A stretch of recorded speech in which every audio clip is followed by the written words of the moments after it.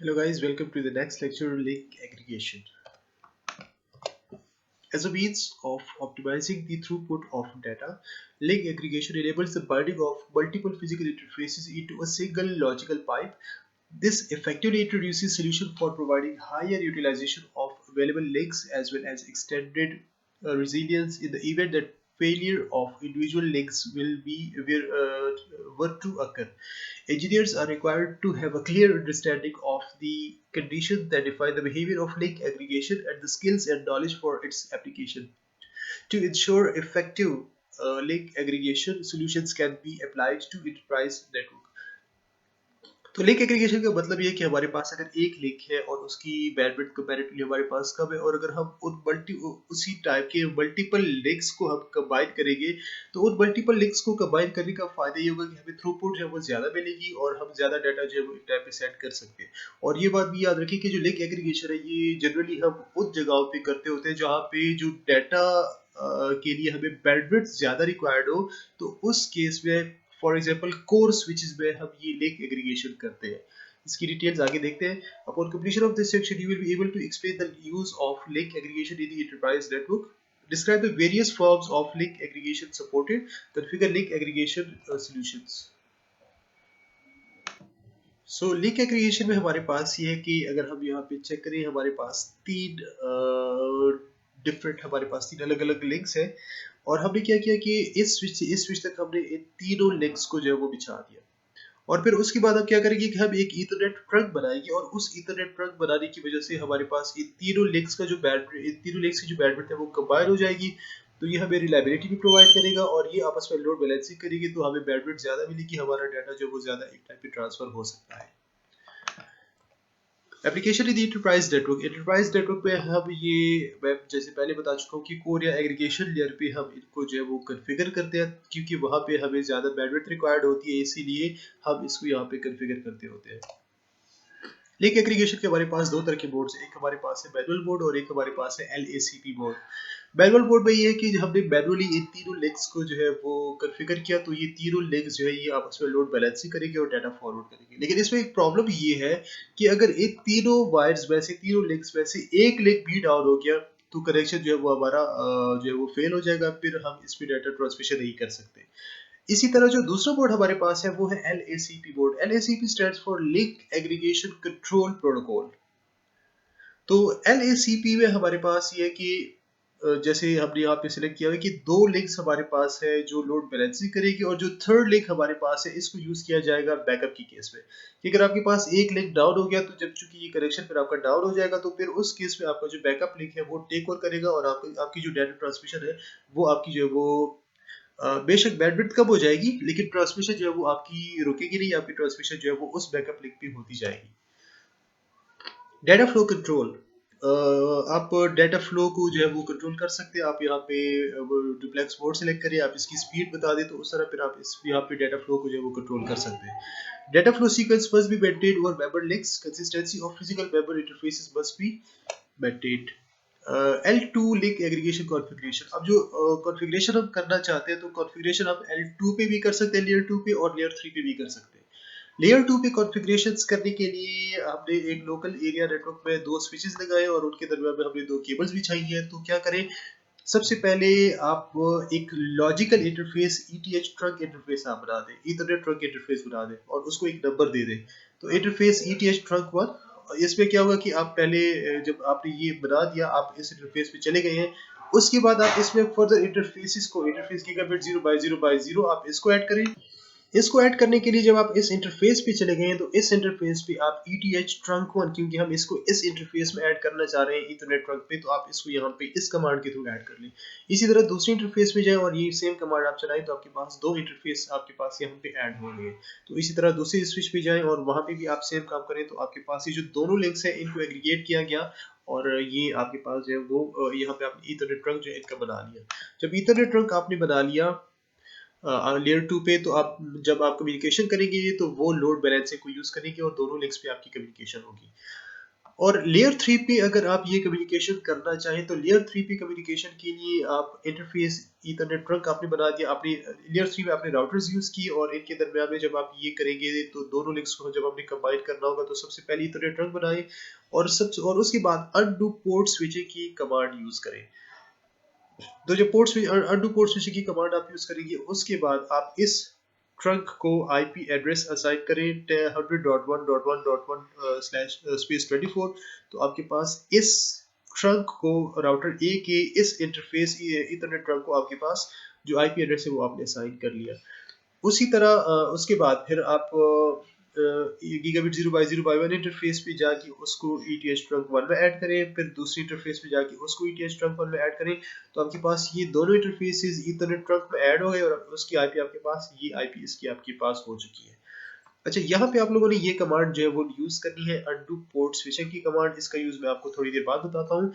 और same configuration जो है वो आप यहाँ पे भी करें। जब आप सेम कॉन्फ़िगरेशन यहाँ पे करेंगे तो उस केस में आप इसको यहाँ पे आईपी एड्रेस इससे डिफरेंट दें, लेकिन इसी नेटवर्क की आईपी होनी चाहिए।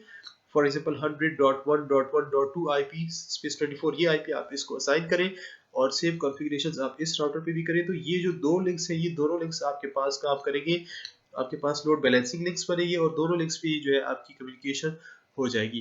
तो जो पोर्ट स्विचिंग है ये हमने यहाँ पे इसीलिए अनडू किया क्योंकि जो पोर्ट स्विच है ये बेसिकली हमारे पास एक फीचर है लेयर 2 का जो डिफरेंट प्रोटोकॉल्स को सपोर्ट करता है, जैसे LLDP और DLDP means link layer detection protocol या इस टाइप की और उसके अलावा डिवाइस डिटेक्शन, इस तरह, मतलब ये LLDP और DLDP आप इसको फिर चेक कर सकते हैं। हमारे वैसे ये हमारा स्कोप नहीं है। तो ये जो पोर्ट स्विच है लेयर 2 का फीचर है और ये इन प्रोटोकॉल्स को यूज करता है। जब हम यहाँ पे चूंकि ये लेयर 3 है, हमारे पास राउटिंग होती है, तो इसीलिए हमने पोर्ट स्विच की जो कॉन्फ़िगरेशन है उसको हमने अनडू करना होगा ताकि ये उन प्रोटोकॉल्स को यूज ना करें। तो इस तरह हम इसकी कॉन्फ़िगरेशंस करेंगे तो ये डिवाइसेस हमारे पास जो है दोनों राउटर्स ये लिंक एग्रीगेशन हमने यहाँ पे परफॉर्म किया और ये आपस में अब दोनों लिंक्स के थ्रू कम्युनिकेट कर सकते हैं। तो हमने यहाँ पे लोड बैलेंसिंग इनके दरमियान में कर दी।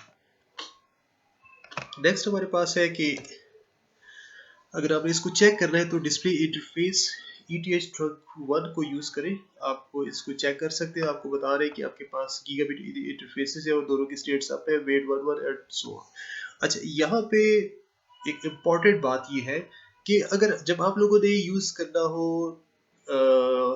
लिंक एग्रीगेशन को यूज करना हो तो आपके पास जो इंटरफेसेस होने चाहिए, इंटरफेसेस आपके पास सेम टाइप के होने चाहिए। कि जैसे आपने यहाँ पे दोनों गीगाबिट ईथरनेट को जो है वो एग्रीगेट किया हुआ है, सो इट्स फाइन। लेकिन आप इस तरह नहीं कर सकते कि आप एक गीगाबिट ईथरनेट को और आप एक ईथरनेट सिंपल ईथरनेट को आप दोनों को एग्रीगेट करें। तो जब आप लोगों ने एग्रीगेशन करनी हो तो एग्रीगेशन के दौरान आपके पास दोनों इंटरफेसेस जो है वो सेम टाइप के होंगे, तो तब आप यहाँ पे एग्रीगेशन कर सकते हैं। If an administrator attempts to add a gigabit Ethernet and a fast Ethernet interface to the same Ethernet trunk interface, what will occur? तो ये आपको error देगा, ये aggregate नहीं होगी। In order to establish backup member link, switch mode of link aggregation should be used. अगर आप backup links को यूज कर रहे हैं तो उस केस में LACP link aggregation control protocol को आप लोगों ने यूज करना होगा, तब आप इसको एक्सेस कर सकते हैं। मतलब तब आपके पास जो बैकअप लिंक है वो आपके पास बनेगा। अभी हम जरा इसकी कॉन्फ़िगरेशंस की तरफ आते हैं। इसकी कॉन्फ़िगरेशंस हम देख लेते हैं कि इसको हमने कैसे कॉन्फ़िगर करना है। मैं लेयर 2 पे कॉन्फ़िगर करूंगा, लेयर 3 पे फिर आप लोग इसको खुद कॉन्फ़िगर कर ले, प्रैक्टिस करें इस पे। और इसके जो सिनेरियो है वो आप लोग उठा ले लैब मैनुअल से, जिससे आपकी जो है वो प्रॉपर अंडरस्टैंडिंग आपकी हो जाएगी। मैं फिलहाल यहाँ पे दो स्विचेस लगा रहा हूँ और मैं इन दो स्विचेस में फिलहाल दो ही लिंक्स पे लगा रहा हूँ। और जब मैंने ये दो लिंक्स लगा दिए, अब मैं इन दोनों लिंक्स को यहाँ पे एग्रीगेट करता हूँ। तो डिवाइसेस को मैंने स्टार्ट किया।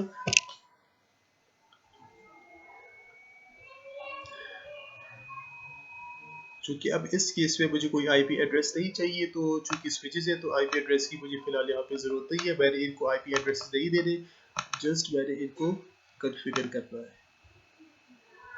यहाँ पे मैं एक काम करता हूँ कि मैं एक सिस्टम यहाँ पे लगाता हूँ और एक सिस्टम यहाँ पे, ताकि फिर हम इसकी कनेक्टिविटी को भी चेक कर सके कि क्या ये हमारे पास आपस में कम्युनिकेशन कर सकते हैं या ये कम्युनिकेशन नहीं कर सकते। तो मैं इन दो डिवाइसेस को भी स्टार्ट करता हूँ। मैंने इनको भी स्टार्ट किया। आप इनको आईपी एड्रेसेस असाइन करें। मैं इसको देता हूँ 10.0.0.1 विद मास्क 255 और इसी तरह आप इसको भी आईपी एड्रेस असाइन करें, दैट इज 10.0.0.2 और आप इसको भी मास्क असाइन करें। अच्छा, अब सबसे पहले मैं इनको कॉन्फ़िगर करता हूँ। कॉन्फ़िगर करने के लिए सिस्टम व्यू पे जाके इंटरफेस लेवल पे जाए, इंटरफेस बोर्ड पे जाए, ETH ट्रक। अब आप यहाँ पे इसको इसका number they the 0 to 63 means अब हम टोटल 64 इंटरफेसेस यहाँ पे जो है वो इथरनेट ट्रक के बना सकते हैं। मैं इसको नंबर देता हूँ 1। जब मैंने इसको 1 नंबर दिया, अब आप इंटरफेस ETH गीगाबिट 0/0/0 पे जाए और आप यहाँ पे ETH ट्रक 1 हमने इसको इसमें ऐड कर लिया। अब जब हमने इसको इसमें ऐड किया, अब आप दूसरी इंटरफेस पे जाए गीगाबिट 0/0/2 और ETH ट्रक 1 की कमांड यूज करें, तो हमने इसको भी इसमें ऐड कर लिया। फिर आप दूसरे राउटर पे जाएं और दूसरे राउटर पे आप इसी तरह की कॉन्फ़िगरेशंस करें। सिस्टम व्यू के बाद आप यहाँ पे इंटरफेस ETH ट्रक 1 और उसके बाद इंटरफेस गीगाबिट 0/0/1 और ETH ट्रक 1 में हमने इसको ऐड किया और गीगाबिट इंटरफेस गीगाबिट 0/0/2 और ETH ट्रक 1 में हमने इसको ट्रक 1 में इसको हमने ऐड कर दिया। अच्छा, जब हमने इनको ऐड कर दिया तो आप यहाँ पे ये ping 10.0.0.2 की कमांड चलाई, तो ये आपके पास फिलहाल डेस्टिनेशन अनरीचेबल है।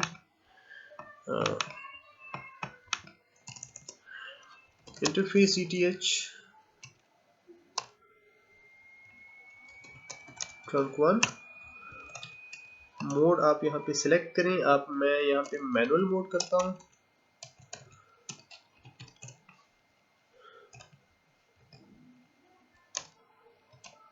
Mode manual load balance inter और यहाँ पे भी आप इंटरफेस ETH ट्रंक 1 मोड मैं इसको कहता हूँ मैनुअल लोड बैलेंस। अब आप ट्राई करें।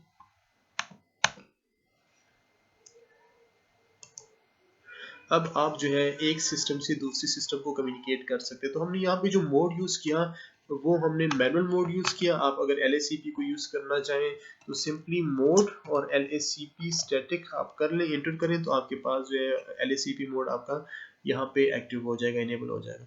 सो आई होप कि लिंक एग्रीगेशन की समझ आ गई है। एक दफ़ा जस्ट रिवाइज करता जाऊँ कि लिंक एग्रीगेशन का मेन मकसद ये है कि आपके पास मल्टीपल लिंक्स हैं और जब हम उन मल्टीपल लिंक्स को कंबाइन करेंगे तो हमारे पास बैंडविड्थ जो है वो ज़्यादा आ जाएगी। जब बैंडविड्थ हमारे पास ज़्यादा आएगी उससे फ़ायदा ये होगा कि ज़्यादा यूज़र जो है वो डाटा भेज सकते हैं, डाटा ट्रांसमिशन हमारी फास्ट होगी, कंजेशन अगर होने के चांसेस हमारे पास कम होंगे। तो इसके हमारे पास ये एडवांटेजेस है। और बोर्ड्स हमने इसकी चेक किए, 2 बोर्ड्स है, एक मैनुअल है और एक हमारे पास है LACP बोर्ड। मैनुअल बोर्ड में हमने जितने इंटरफेसेस को ऐड किया है वो सारे लोड बैलेंस ही करेगी और LACP बोर्ड में हमारे पास एक लिंक जो है वो बैकअप का काम करेगा। अगर उसमें जो एक्टिव लिंक्स है, जो एग्रीगेटेड लिंक्स है, अगर उनमें से कोई डाउन हो जाएगा तो फिर हमारे पास जो बैकअप लिंक है वो टेक ओवर करेगा। So that's it. If you have any question तो फिर आप लोग पूछ लें। थैंक यू, अल्लाह हाफिज़।